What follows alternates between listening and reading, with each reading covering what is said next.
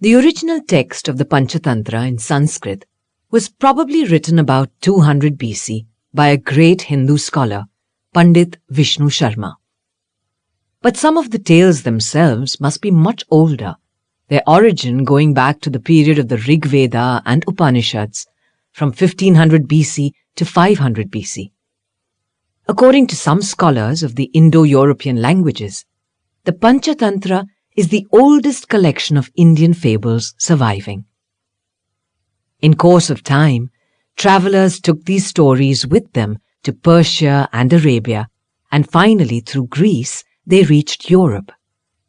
It is surmised that a version of the Panchatantra was composed in the Pahlavi language of pre-Islamic Iran sometime in the 6th century AD, being followed by an Arabic one in the 8th century AD.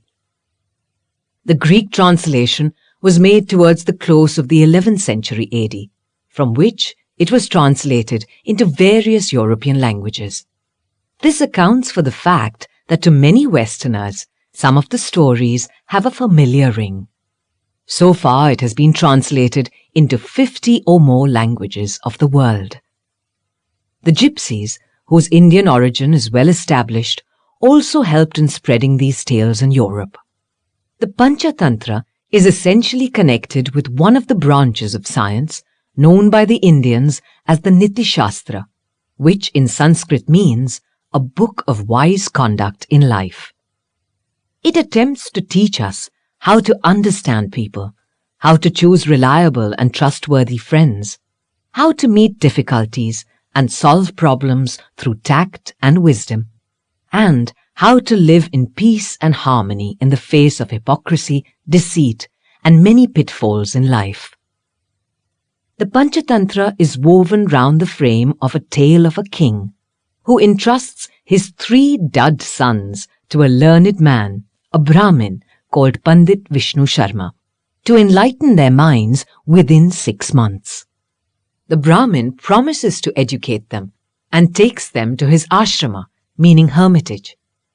There he recites to them his specially composed tales, divided into 5 tantras. In Sanskrit, pancha means 5 and tantra means systems or parts of how to deal with people in life. The language of the author is both artistic and elegant. The tale is narrated in prose, while the exposition of a philosophical and moral theme is put in verse. Maxims or wise sayings are also expressed in verse, which either sums up the narration or introduces the next tale. The storyteller's art sugars the pill of his sober philosophy.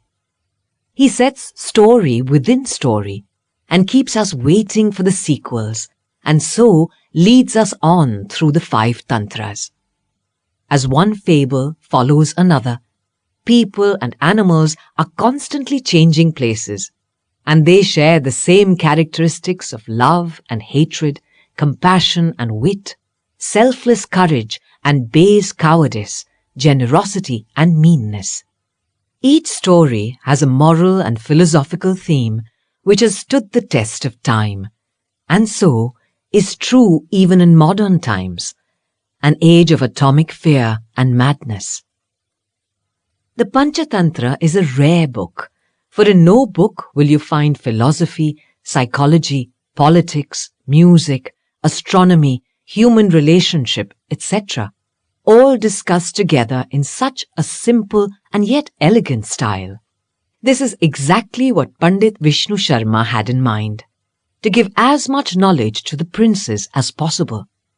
And no doubt, not only the princes, but also millions of listeners and readers for the last 2,200 years have benefited from this most unique book. The book is intended for the adult mind, though children will love it if helped.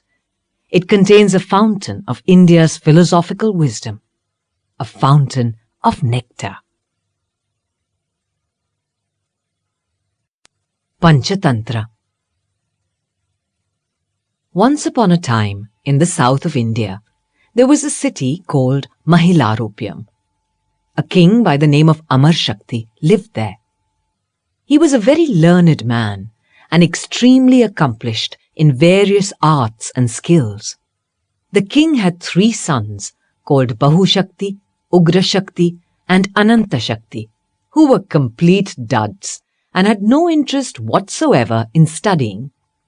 Realizing this, the king assembled his ministers and addressed them in these words: "Gentlemen, you already know how ignorant my sons are. They have no understanding whatsoever. Looking at them, I cannot enjoy my kingdom. As they say, unborn, dead, and stupid sons, the first 2 are to be preferred, for they cause sorrow only once, while stupid sons are a torment to the heart till the end of life. And what is the good of a cow that neither bears a calf nor gives milk? And what is the good of a son who is neither enlightened nor devoted? So please tell me ways and means by which my sons would be enlightened." One of the ministers replied, "Your Majesty, 12 years are spent in learning grammar alone, and then the required sciences, economics, religion, and sexology are so vast that it takes a long time to master them, and only then the intelligence is awakened." But a minister, a man called Sumati, said, "Our life is transitory, and these sciences take too long to master them. So we must find a shorter way to enlighten the minds of the princes. I know of a Brahmin called Vishnu Sharma, who is an expert in all the sciences and has earned an excellent reputation among his innumerable disciples. So I suggest that the princes should be handed over to him. He will certainly instruct them very well." When the king heard this, he had Vishnu Sharma invited to the palace and said to him, "Bhagwan, please educate my sons quickly in Niti Shastras. I shall be so grateful to you. I shall present you with 100 tax-free villages." This was the reply that Vishnu Sharma made to the king: "Your Majesty, please listen to what I have to say. Believe me, it's the truth. I would not like to sell my wisdom out of greed for money. But if I have not made your sons thorough in Niti Shastras within 6 months, then I am ready to forfeit my name.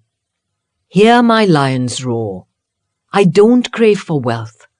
I am almost 80 years old and have all my desires under control. Now, would you please make a note of today's date?